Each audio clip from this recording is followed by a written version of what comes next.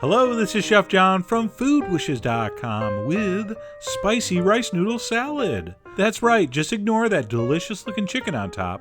This video recipe is all about the noodles. This is one of those recipes that's so delicious you're going to literally kick yourself for not having learned about this earlier in life. So anyway, let me show you how to use this amazingly awesome product. And the good news is super simple to work with. So here we go.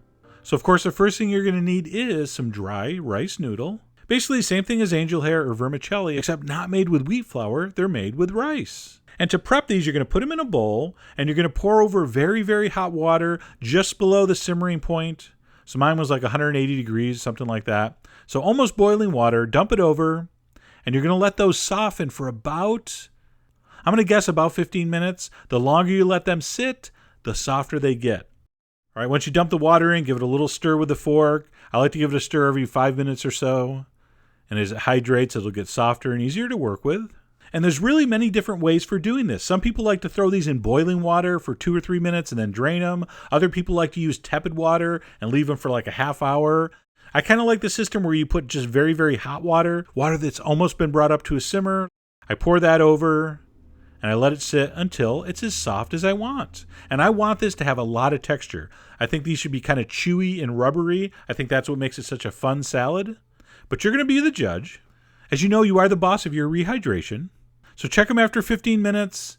If you want them to be softer, let them sit for another 5 or 10 minutes. You really can't screw these up, okay? And while our noodles are soaking, we're going to have time to make the dressing, which is so unbelievably simple and yet thoroughly delicious. You're going to be pretty shocked. So in a mixing bowl, we're going to add some crushed garlic. I'm going to add a little bit of brown sugar. Of course, a couple spoons of chili paste, ground chilies. I'm using sambal. Anything hot and spicy will do. All right, some seasoned rice vinegar.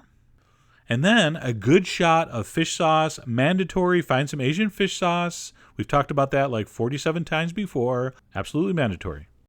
Now, the fish sauce is salty, but I'm going to give it a little extra salt here because we are doing this on noodles, which are, of course, very bland. So that's the base of the dressing. Now to that, we're going to add what I consider the most important ingredient, a whole bunch of chopped herbs. We're going to use sort of the holy trinity of Southeast Asian herbs, basil, cilantro, and mint. And I'm just going to wad those up and slice it across like that. So it's not really a chiffonade, it's more like a, chiffawad. Did we just invent a term there? So you don't really roll the leaves up like if you're doing a basil chiffonade. You just kind of wad it all together and give it a slice. We're also going to do some green onions, the bottoms and the green parts. It's all good in the spicy noodle hood. And then I got my Japanese vegetable slicer out and I set it to the thin julienne setting and I just shaved off some carrots. Or you can use a grater for those. I guess you could do that with a knife if you're, insane and have like 7 hours. But regardless, you're going to want a nice big handful of julienne carrots. So we're going to add our carrots, our green onions, and our mint to the bowl.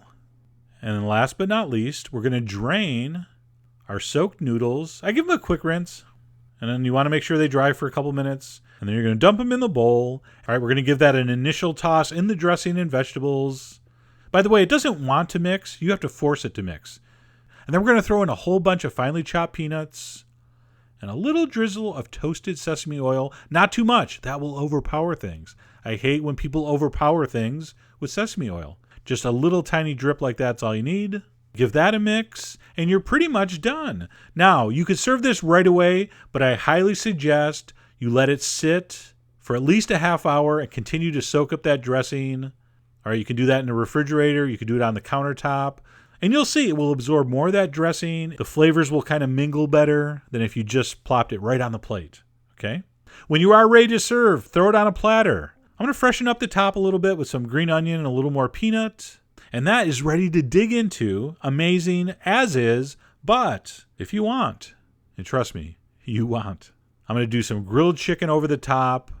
I'm going to explain what I did on the blog post. It's a brilliant idea using the exact same dressing. So check that out on Food Wishes. So I'm going to lay that sliced chicken over the top. I'm going to finish that with some more freshly chopped mint. And for a little bit of color and heat, some thin slices of red Fresno chili. Maybe a couple unchopped peanuts just to stay in shape. And that is done. And if I do say so myself, looks amazing. I mean, come on, who is not going to want to tear into that thing? Those noodles have soaked in all that dressing, yet they're still chewy and rubbery and just have that little bit of a snap when you bite into them. Whether you top it with grilled meat like shrimp or chicken, doesn't matter. Just that spicy noodle salad base is incredible and totally worth trying. And like I said at the beginning, when you make this and taste it, you're going to be mad at yourself for not knowing about this earlier. It is that delicious. So I really hope you give it a try. You can find those noodles in any major, large grocery store. All right, so go out and find them, and then head over to foodwishes.com for all the ingredient amounts and more info as usual. And as always, enjoy.